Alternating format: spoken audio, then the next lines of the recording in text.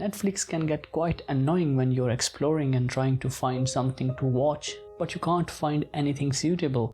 Life is full of different decisions, paths, and choices. Have you ever been to Starbucks to order a coffee? Starbucks is for people with no decision-making ability whatsoever to make 6 decisions just to buy 1 cup of coffee.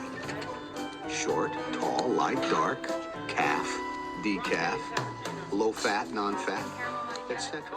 Regardless of our profession, social status, or intellect, we make decisions. Without any doubt, some decisions are complex than others, and some jobs are challenging as compared to the others from decision-making perspective. In short, we make a lot of decisions, and this takes us to our today's topic, decision fatigue.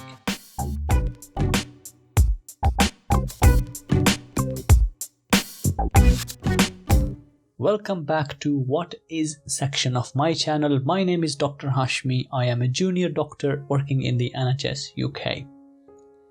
In simple words, decision fatigue means that after making a series of decisions, our capabilities to make good decisions decline drastically, leading to bad choices, decisions, or transactions. This is a recognized psychological condition, and sometimes it is a big cause of stress and burnout in certain professions. Of course, type of decisions and associated responsibilities could make situation even worse. It also depends on how other people will be affected by your decisions. For example, some professionals like doctors, nurses, CEOs, and forex traders, they make a lot of decisions, and people who are doing these jobs and making rapid decisions in short span of time, they will tell you that they feel decision tiredness, brain fog, irritability to an extent that they stop making any decisions. They just can't make any more decisions, and this is well explained by Hick's law.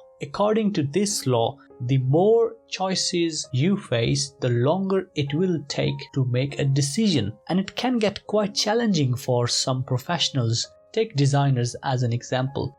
They really need to work hard to help their customers to make a decision about a product because there are too many colors, designs, fabrics, and brands. It's just not possible.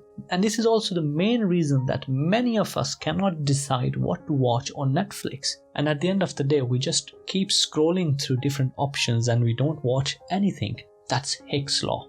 Research shows that after having a busy workday from choices and decisions perspective, they are prone to make impulsive and poor purchases. And this is widely accepted concept, and you will see that many retailers utilize this idea to their benefit. Have you ever took notice of those products displayed at the checkout counter in supermarkets? Because they know that you have just made a lot of little decisions for your actual grocery and know you are more prone to pick up an unwanted item from that shelf entirely driven by your impulsiveness. Just think about it. You go to a mobile shop and you want a mobile phone with internet package, or you go to a car dealership. After going through all of the paperwork, they start asking you to consider some extras like insurance, repairs cover, and many others. And that is decision fatigue playing at its best.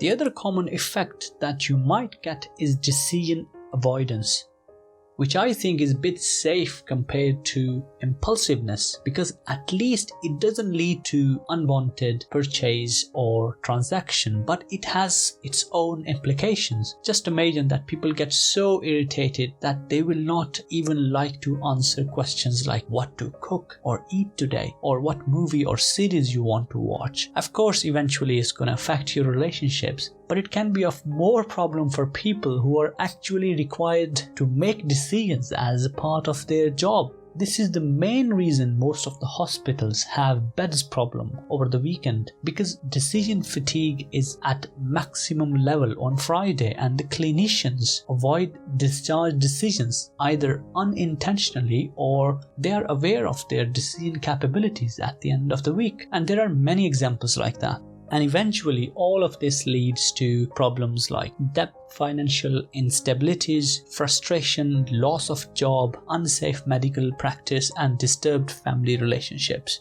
believe me, this thing exists. And if you are someone who has all these symptoms, or if you are actually playing a role in the community and your job description is to make loads of decisions for other people, then you have to consider it and you need to make a strategy. Simple things first, like staying focused, well hydrated and composed, daily showers, healthy meals, coffee and exercise. But generally, there are only few principles to avoid this. First idea is to pre-decide your daily decisions, like what you eat, wear and shop. You can take your time once to decide what's your favorite shampoo, perfume, shirt, suit and tie, and then stick to it. It might work well for some but not for others, but it works fine for me. By the way, Netflix took this problem quite seriously. If you check your app now, you will see that it will give you recommendations based on your interest, and it will also show you top 10 rankings in your geographical area. Other trick is to prioritize your decisions in terms of importance and associated responsibility. If you are going to make a big transaction, try taking appointments for big sales, or make 2 appointments. First to know all the steps and options, and the other appointment is to conduct the sale to avoid fatigue trap. You can try doing the grocery on off day. If that's not possible, make a list of things that you need every week and follow it without distraction. Just don't buy things from cash counter and make it a rule of shopping. I know it's quite difficult for people who have to take repeated decisions as part of their job, but they must focus on prioritization skills and they must be aware of the symptoms of this problem so that they could either take a second opinion or at least be mindful of their own decisions. Best strategy for them would be same as I mentioned above, and that is the main reason there are flowcharts and pathways in such departments to help people make decisions and avoid mistake by making the whole process predefined. Now if you stayed till the end of the video, I hope you get the idea. The skill is to minimize the number of decisions by pre-deciding things in an ideal time and then following it by heart. Thank you so much for watching. Subscribe for more. Cheers.